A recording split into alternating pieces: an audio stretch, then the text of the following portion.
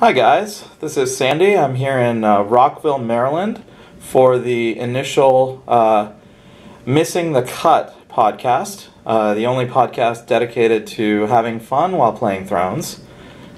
Maybe not the only one. Yeah, people are going to be pissed at me for that, huh? Anyway, I'm here for the DC Regional. It's at Dream Wizards tomorrow.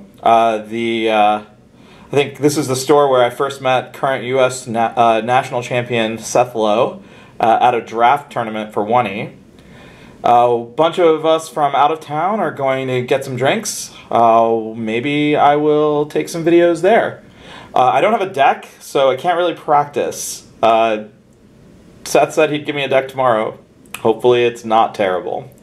We'll see. All right, so we're heading to pre-tournament festivities. This is Friday night. And ironically, I think my first guest on Missing the Cut is somebody who never misses the cut. Yeah, I was gonna say somebody who never missed. No, I think you missed the cut at Star Pike, didn't you? Yeah. It's not a real tournament. So. Okay. So, Seth, you want to talk a little bit about what your plans are for tomorrow? Well, this is our private time. First thing, we need to talk about your plans, Sandy. I advocate that you should play Stark Watch. That's what I think you should play. I don't care. That's fine. Right, I can play whatever. So, Seth, you know, recently you've gotten a lot of activity on a Facebook post. what is So let's not talk about that at all because I don't give a fuck about that. Let's talk about what you're gonna drink tonight. How much can you have to drink and still win the tournament tomorrow? Not very much. You don't have to look at the camera. Please pay attention to the road. No, this is more safe. I'm 6'4" and I weigh about 140 pounds. Yeah, he is built like a beanpole. If you can't tell.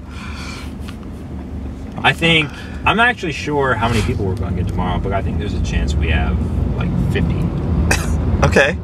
So, you say the over-under is at 50? Or the over-under is maybe like 45? I would put the over-under at 38. 38, okay.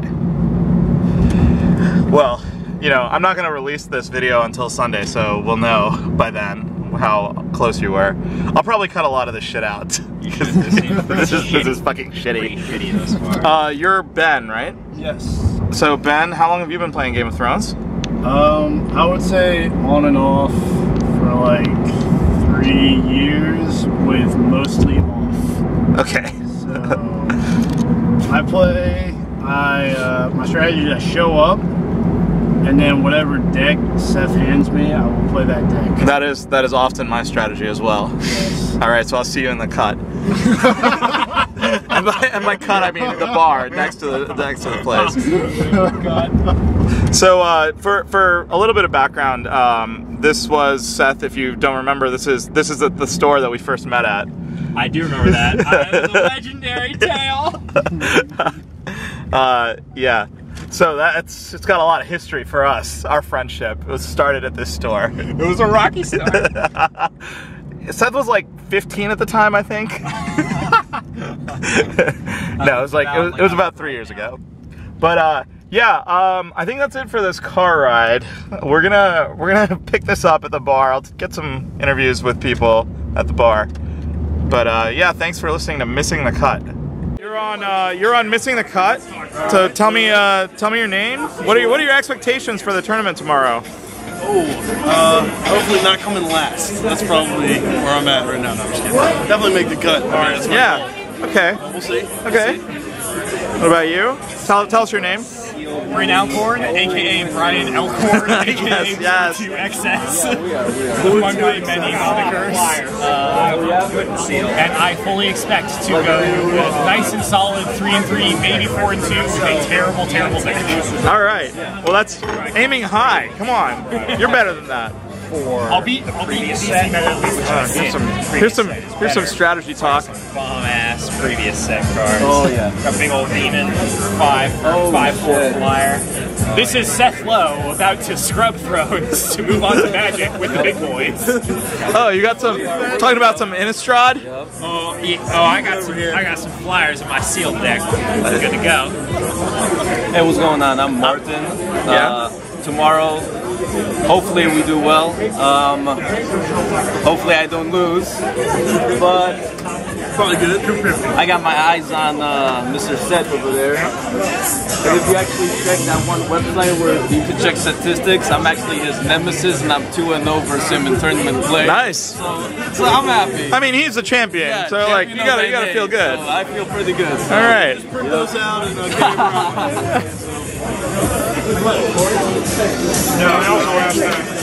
We got some old school drinkers here. I think they also play Thrones. Not sure. Yeah. Got any expectations for tomorrow, guys? 0-2 drop. 0-2 drop, head to the bar. They know how to miss the cut. They got the thumbs up. Why we're here, man. Out of focus. We're here to miss. Go fuck yourself. Edit your own goddamn podcast.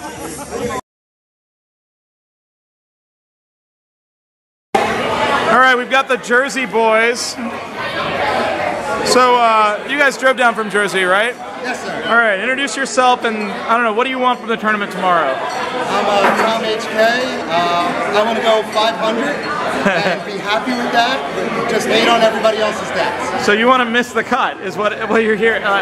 You're here to drink and miss the cut. Exactly. I'm here for a good time and have fun playing Thrones. That's what I'm all about. I'm Chris Mack, and I'm here to win with bad cards. Piece of Facebook group, what's up? I'm Chris Wong, also from New Jersey. My first time actually in the area, so I'm here to compete, have some fun, and see what happens. I think we've got one true fan here. The other two, I don't know. We'll have to see how you drink as the night goes on.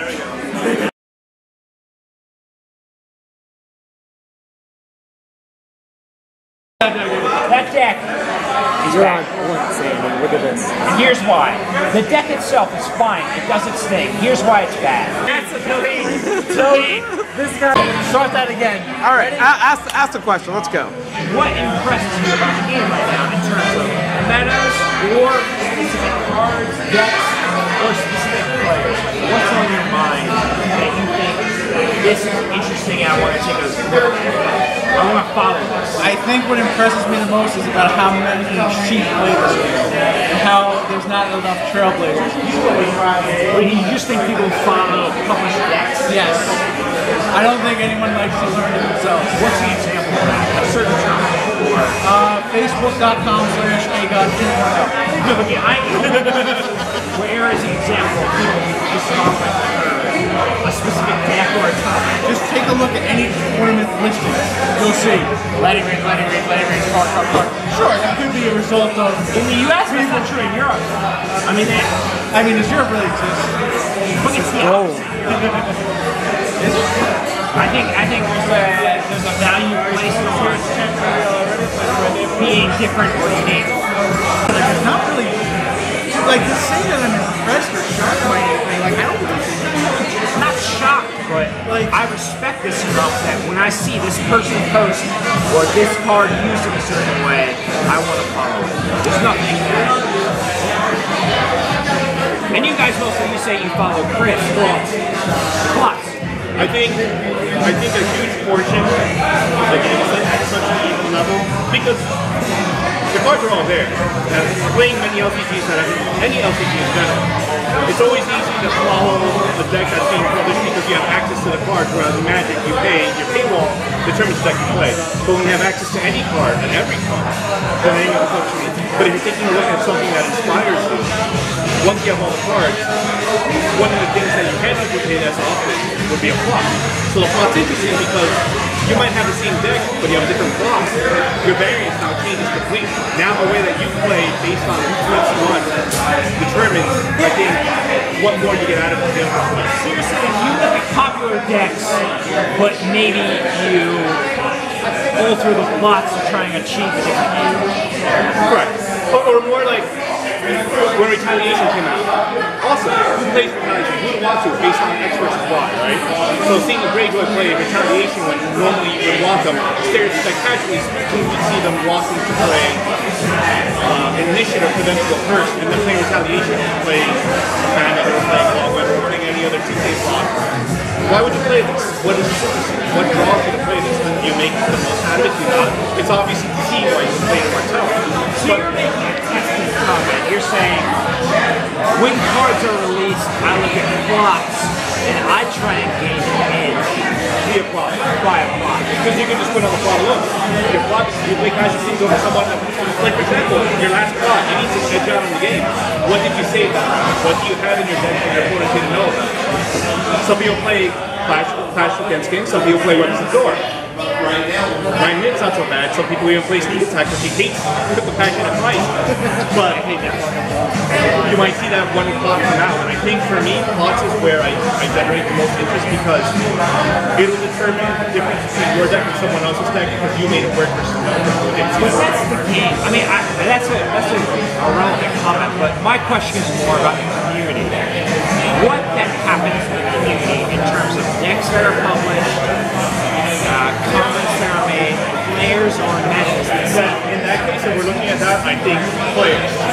Because if a player could consistently place or play any type of deck, and it's their ability to pilot said deck regardless of what house they favor, then I think a player shines overall. And then you have to admire the player for his ability to consistently Admire or like mirror what they do? You can admire it, because you might not be able to play the deck, but you can sit there and you can watch on stream and you can know, shit, that guy did really well. And like any game, it's like playing sports. Because you play football, I can, but if I can watch a sports team do what they have to do, do you not like admire? Who are the people? Are there any people like Tomas Olbeck in Europe? Like, who is it that you look at and you're like, I like what this dude is doing, I watch what he does? Look at Seth fish for compliments right now. I'm telling my podcast listeners, look at Seth fishing for compliments right now. Yeah, hi. Hey, Rexy, I mean, He's giving real answers. I like his answers. I just give total answers. but like Joe Moran or anybody, is there someone you're like, I want to look at what this person is doing because I think I'm going to get an edge from looking at what they're doing? He's really after the same DC, isn't he? I'm not fascinated. What do you look at? Like, it's so different between each meta around the country, around the world. So for me to say, like, I want to look at what person's doing, there's another layer to it. It's not just, let me look at their doing and adapt it to my no. It's, I gotta look at their doing, I gotta look at why they're doing it. And what are they surrounded by? Like, it's never just that simple, like, oh, I mean, to me, it's always European made. Italy, Spain, France. I want to see what those guys are doing because I think they put a lot of time in. I respect that time. I want to see what they've generated out of it. Who do you think are the most overrated players in the game? Well, basically everybody. All right, it's Saturday morning. I'm here in the car with my Uber driver, and we're on our way to the tournament. I think both of us seem like we're in pretty good shape after the night we had. Not sure about everybody else. I guess we'll find out once we get there. Looks like we have 48 players here today, and we'll be starting soon. Alright, I'm here with Mike, my opponent for the first round, probably. Looks like they might be redoing pairings, but we'll assume that we're okay. Mike, so you're from Pennsylvania, right? And how long have you been? The where? State College area. State College, okay. And how long have you been playing Thrones? Well, I played CCG.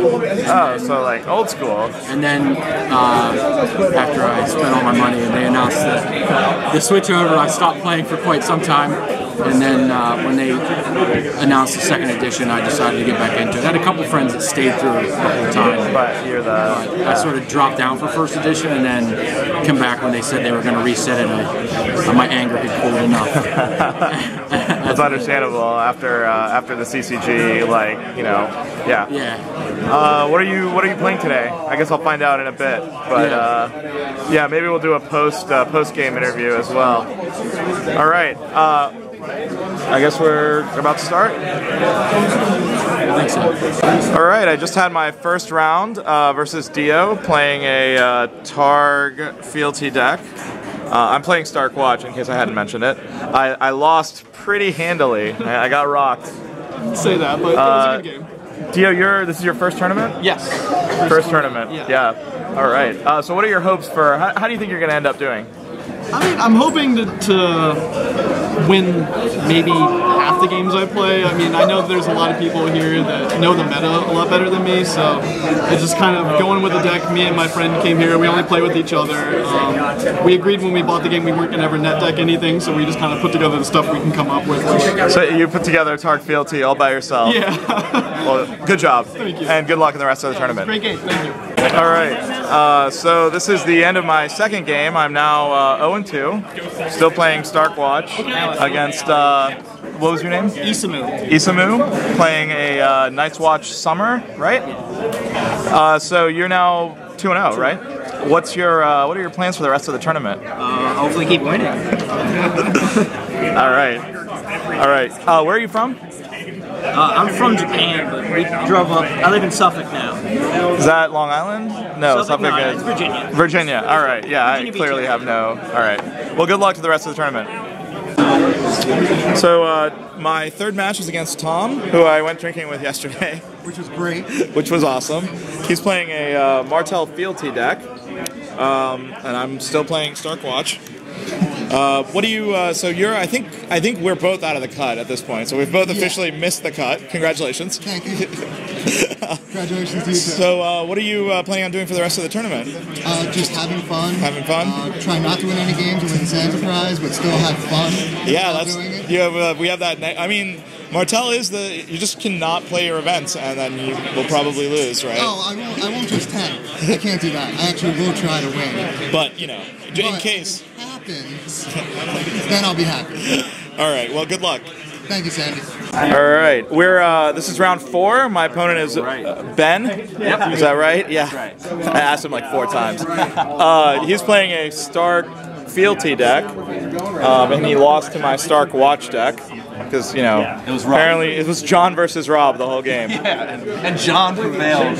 So you are now 0-3, 3-1. 3-1. I got one win. No, 1-3. You're 1-3. What are your plans for the rest of the tournament? I'm pretty sure I'm going to go 1-5, but it's okay. I'm going to be happy with it, with my 1. So. That's good. That's good. That's the way to be. That's right. I'm just having some fun with it. Great. Well, it was a good game, and good luck. Absolutely. All right, let's see. All right, my 5th round opponent was James Texas Walthus from the Brotherhood, or an ancillary associated with the Brotherhood without manners. Since I was playing Seth's deck and he was playing Joe's deck, it was essentially like a fight via proxy. I did end up winning, I think, due to some bad draws on James's part. I mean, I think it's a bad matchup anyway. Yeah. It's also, my deck came out janky. I feel like yours came out really strong. Yeah, I set up the wall. I had Jon Snow and Corn out. Can't really ask for much more. Pretty good. Yeah, I think this is neither of us are making the cut now. I think if you had won, you had a shot. I had a shot. A really strong shot because my spring schedule was really good. Well, you needed to win out too. Yeah, I did need to win out. But the name of my podcast, by the way, is Missing the Cut. Okay. So congratulations. Thank you for including me in your podcast. Yeah, we're probably going to go out somewhere and party tonight. I'm sure I'll have more footage of James as the night goes on. Okay. Good luck on your last game. Got to keep my strength schedule up. Oh, whatever. I want to make sure you don't get the top 16. That's what I'm going to do. Can't see my last round. Yeah.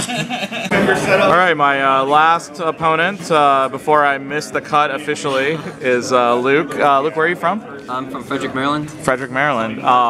He was playing a Night's Watch Fealty to my Stark Watch. I did end up winning this game.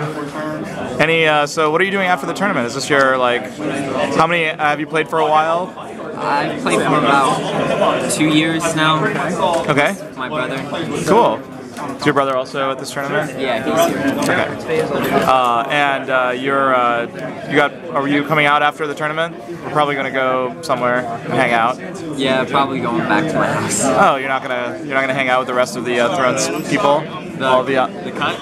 Yeah, all of the out-of-towners are probably going to go drinking after the... I'm not old enough to drink, so no. So that's a good reason. All right. Well, sorry. I mean, I guess you ended up, 3-3? So that's not bad. I wasn't sure she gave incentive. I'll take it. All right. Well, good luck. I don't feel very charismatic, Sandy. Seth is the king of Swiss.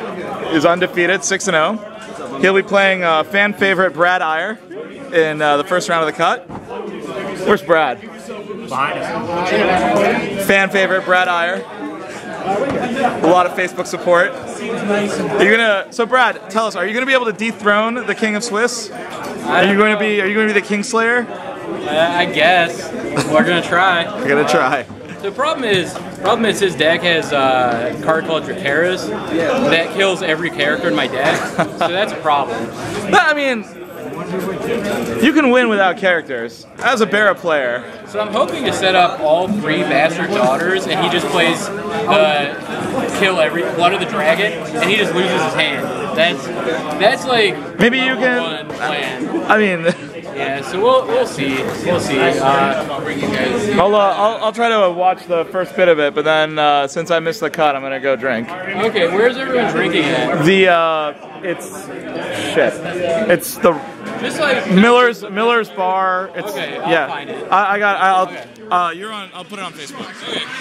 All right. What's up, dude? What's up? What is this? I just got off work. Top 8 is starting. We've got 55 minutes. It's very intense here. Slips, when you're done, just come see me and we'll fill out the slips. Alright, good luck. I'm glad you came. Good luck. Yeah.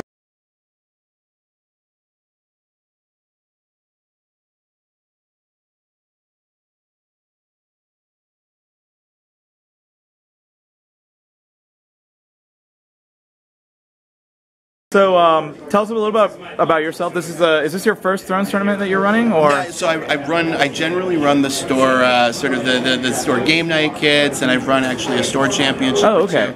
But I haven't run anything as big as a regional, so I was a little nervous about some of the higher standards. How many players did we have today? I think we had 42. Okay. Yeah, it was I think it was 44, which 44. Is a great number. Yeah. Yeah. I think Nationals had like 52, so like right up in that. Yeah, exactly. From New Jersey all the way out to Ohio, so like third of the country. So it's pretty great. Cool. Any thoughts on the tournament? I mean, I think you saw all the players. I think it went really smoothly. I think there were some interesting decks. We had somebody actually deck themselves with some of that new Martell tech, which was interesting. Those Brad, yeah. Yeah. And I was remarking to everybody. I think the best part of the tournament was by round 6. You still had 30, 38, 39 of us here. Most of us stuck around. Yeah, not many people dropped.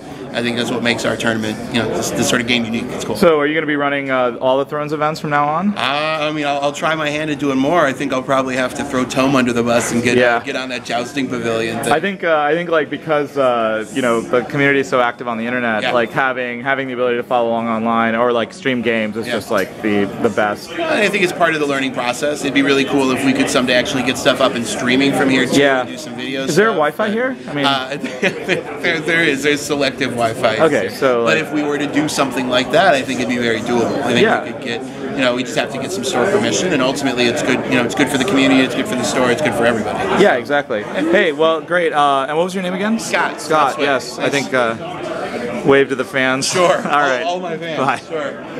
Thanks. Thanks. So this is the after party. You'll notice a few familiar faces from the before party. And also, the previous video suggested the one from last party is the after party. Isn't there the hotel lobby and then the lobby? Yeah. Then around about 4, you gotta clear the lobby, get to your room, and then some. None of the other than Brad, none of the people that made the cut actually came out. I think Seth is literally at home crying. Chris Vac won, but is driving back. So no interviews with the winners, just the scrubs here. Yeah, well, it works on the didn't make the cut blog, right? Yeah, of course, that's true. Brad, you honorarily did not make the cut because you were the 8th person. Yeah, basically, and so someone was looking at the results that got posted. They were like, oh, there were definitely 2 people who had 19 points who had better strength of schedule than me. So 2 people definitely got fucked. I should not have been in the top 8. Yeah, I don't understand. I mean, like, maybe as a competitive player or whatever, like, if you're going to lose on the tiebreaker, just concede. Don't screw your opponent. Don't screw yourself. Your friend is also 4-2, and your friend has a chance of making the top 8. James might be a little salty. I kept him out of the top 8. No, but I'm saying. But I'm saying, if I knew my friend was close to the schedule, I would do that. This is what happened to me at Canadian Nationals last year. I beat a guy, but I was at 13 power and he didn't concede. And then come down to it, I had 19 points and he had 20, and he got in the cut over me. Oh, I got weird drink on like that too. Oh Jesus, that's terrible. Well, the point is, we didn't know. It was against Andrew, the next guy, and he got the mod. You only said that because you know he's gonna watch it. Oh, no. I got the mod win, right? He didn't say me, right? But it screws you, right? Because if your strength schedule, his strength schedule is worse, mine's like out of the cut. It's not good.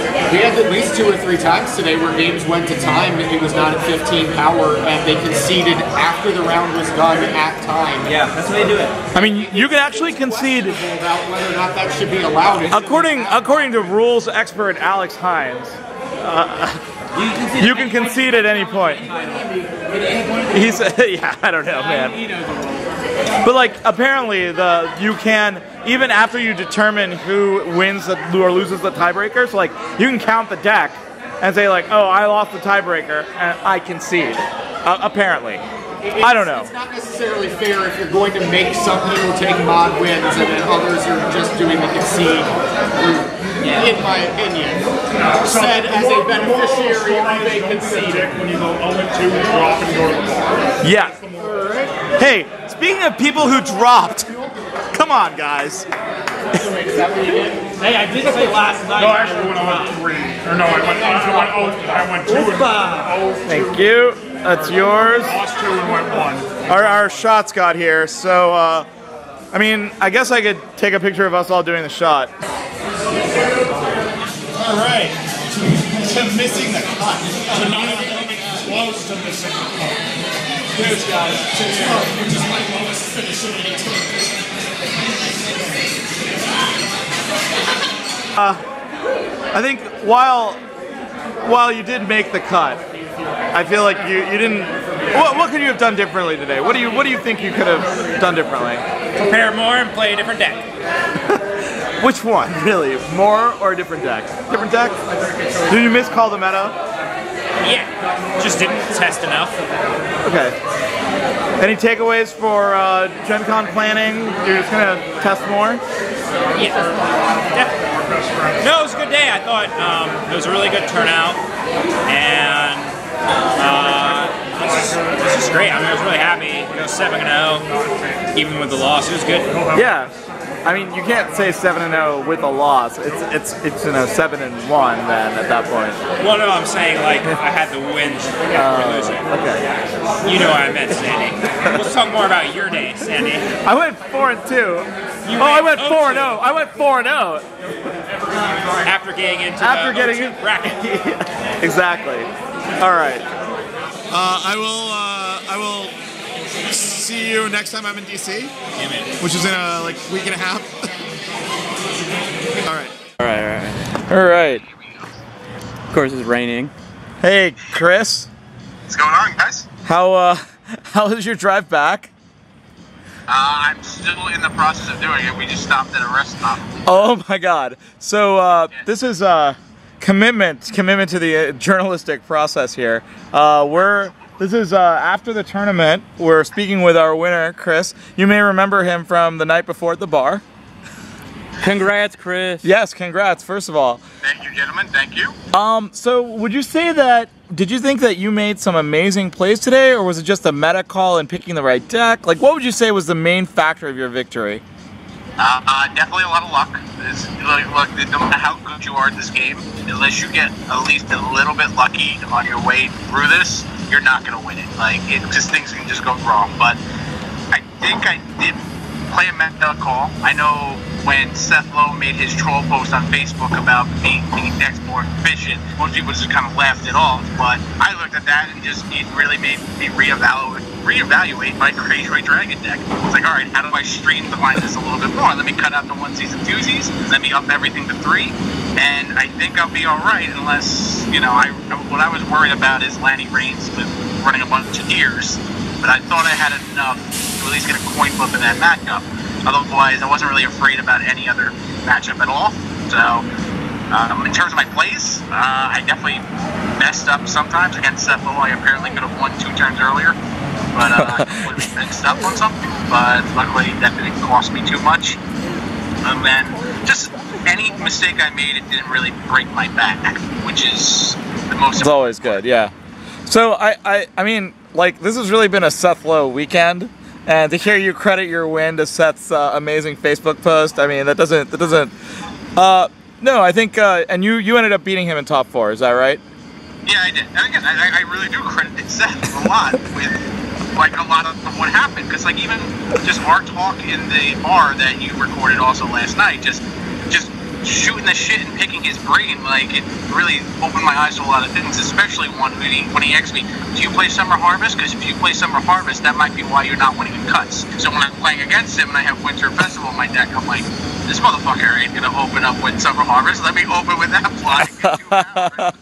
And that's exactly what happened. That's some next level scouting from the bar the night before. Wow. No, that's great. Hey, thanks a lot for taking the time to do a chat with us. I know you're apparently in the middle of the interstate somewhere. We're standing outside a restaurant. This has got to be the best interview ever. Hell yeah, man. Dedication to the journalistic integrity of Sandy Barnabas. All right. Thanks a lot. Good luck. Congratulations again. Have a safe trip home. Yeah, congrats, man. Thanks, guys. Thank you. Appreciate it. Bye. Bye-bye.